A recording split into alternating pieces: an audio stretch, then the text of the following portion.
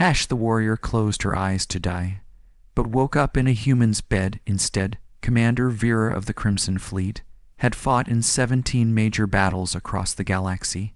Her armored exoskeleton bore the scars of plasma burns and kinetic impacts from countless engagements. The purple-skinned warrior had earned her rank through merit and blood spilled on foreign worlds. Her species, the Corvani, were known throughout the galaxy as fierce combatants who never retreated and never surrendered. The ambush on Kepler 442b had been perfectly orchestrated. The enemy forces had waited until her battalion was deep in the canyon system before triggering the landslide.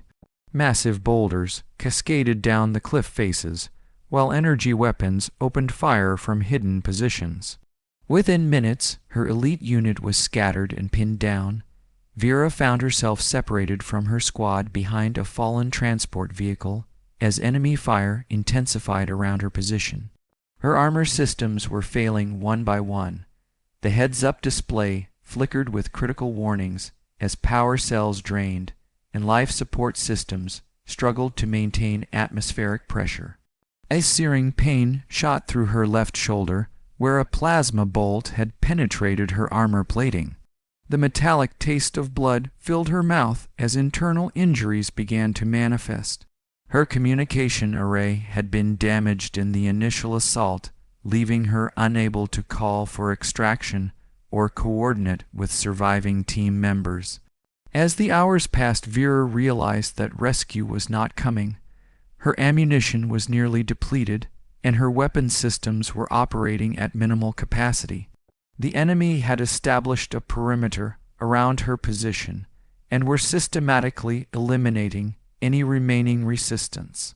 Through her damaged visor, she could see the bodies of her fallen comrades scattered across the rocky terrain. The proud warriors who had served under her command would never return home to their families. The decision came naturally to a soldier of her caliber. Rather than allow herself to be captured and interrogated, Vera would die with honor on the battlefield. She removed her helmet and set it aside, feeling the thin atmosphere of the planet burn her lungs. The alien stars above seemed to pulse with their own rhythm as she closed her eyes and prepared for the final journey that all warriors must eventually take. Consciousness returned slowly, like emerging from deep water. The first sensation was warmth, something her failing life support systems had been unable to provide in those final moments. The second was the absence of pain, which seemed impossible given the extent of her injuries. Vera opened her eyes, expecting to see either the afterlife of her ancestors or the interrogation chamber of her captors. Instead, she found herself staring at an unfamiliar ceiling made of some kind of processed organic material. The room around her was unlike anything in her military experience. The walls were painted in soft colors and decorated with images of natural landscapes. Sunlight filtered through transparent barriers that she recognized as primitive windows. The bed beneath her was incredibly soft compared to the hard sleeping surfaces used in military barracks. Most surprising of all was the absence of any technological interfaces or holographic displays that dominated civilized environments. A soft sound from nearby drew her attention to a corner of the room where a figure sat reading from a physical book. The creature was bipedal and roughly her own height, with pale skin and hair the color of autumn leaves. Its features were symmetrical and pleasant to observe, unlike the harsh, angular faces of her own species. When it noticed her movement, the creature looked up with eyes that seemed to hold genuine concern rather than fear or hostility. The human introduced himself as David and explained in broken but understandable galactic standard that he had found her unconscious in the forest outside his settlement. His people had no advanced medical technology, but they had done what they could to treat her wounds using traditional healing methods. The fact that she had survived injuries that should have been fatal was nothing short of miraculous according to their primitive understanding of anatomy and medicine. David brought her water in a simple ceramic container, and food that had been prepared without any artificial enhancement or molecular reconstruction. The flavors were strange but not unpleasant, and she found herself eating with more enthusiasm than she had felt in years. When she asked about her armor and weapons, the human explained that her equipment had been badly damaged, but he had salvaged what he could and stored it safely in his workshop. Over the following days, David tended to her recovery with patient dedication. He changed her bandages regularly and brought her meals at consistent intervals. The human settlement was small, consisting of perhaps 200 individuals who lived in harmony with their natural environment.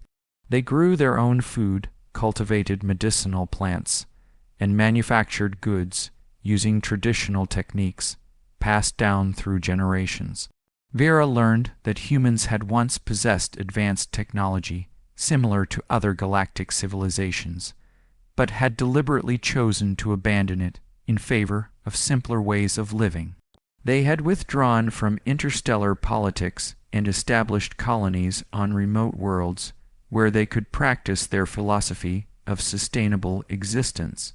The settlement on this planet had been established 3 generations ago by refugees seeking to escape the constant warfare that plagued the galaxy. The warrior found herself fascinated by human customs and social structures. Unlike her own rigidly hierarchical society, humans seemed to make decisions through consensus and cooperation. They had no standing military force, yet they defended their territory effectively through guerrilla tactics and intimate knowledge of the local terrain. Their technology was primitive, but remarkably efficient at meeting their actual needs rather than displaying status or projecting power. As her strength returned, Vera began to participate in daily activities around the settlement. She helped with agricultural work and learned to use simple tools that required physical strength rather than technological augmentation. The other humans welcomed her presence despite her alien appearance and military background. Children would approach her with curious questions about life among the stars, while adults sought her advice on matters of security and defense. The turning point came when raiders attacked the settlement during the harvest season. The enemy force consisted of mercenaries and pirates who had learned about the human colony and decided to exploit what they perceived as an easy target. They arrived in armed shuttles and began systematically looting buildings while threatening the population with advanced weapons that the humans had no means to resist. Vera watched from her window as families cowered in their homes, while armed intruders ransacked their possessions. The same protective instinct that had driven her to military service now demanded action on behalf of these peaceful people who had saved her life. She retrieved her damaged armor from David's workshop and began the laborious process of manual activation since the automated systems remained offline. The armor was barely functional, but it provided enough protection for her to engage the raiders directly. Her weapon systems were limited to basic kinetic projectiles, but her combat experience more than compensated for technological limitations. Moving through the settlement with practiced efficiency, she systematically eliminated the enemy forces using tactics learned through decades of warfare. The battle was brief but decisive. The surviving raiders fled in their shuttles, leaving behind their fallen comrades and most of their stolen goods. The human population emerged from hiding to find their alien guests standing victorious in the central square, surrounded by the equipment and weapons of their defeated enemies. There was no celebration or triumphant ceremony, just quiet gratitude and renewed respect for the warrior who had chosen to defend them. In the days that followed, Vera found herself facing a choice that would define the remainder of her life. Her armor systems were beyond repair without specialized facilities, and her communication equipment remained non-functional. Even if she could contact the Crimson Fleet, the likelihood of extraction from such a remote location was minimal. Her military career was effectively over, but the prospect of remaining with the humans seemed increasingly appealing. David approached her one evening as she sat watching the sunset from the settlement's observation platform. He had learned enough of her language to communicate more effectively, and their conversations had become a daily ritual. The human explained that his people had voted to offer her permanent residence in their community if she chose to stay. They valued her skills and experience, but more importantly, they had come to regard her as a friend and protector. The decision required careful consideration of everything she had believed about duty, honor, and purpose. Her species measured worth through military achievement and social status within the fleet hierarchy. To abandon her post and live among primitive aliens would be considered the ultimate disgrace by Corvani standards. Yet the humans had shown her forms of fulfillment that her own culture had never provided. Vera realized that true strength was not measured by the sophistication of one's weapons or the extent of one's conquests. These humans had created something far more valuable than any military victory: a society based on mutual support and genuine care for one another. They had chosen to reject the endless cycle of violence that consumed most galactic civilizations in favor of building something beautiful and sustainable. The warrior made her choice on a morning when the twin suns cast long shadows across the agricultural fields.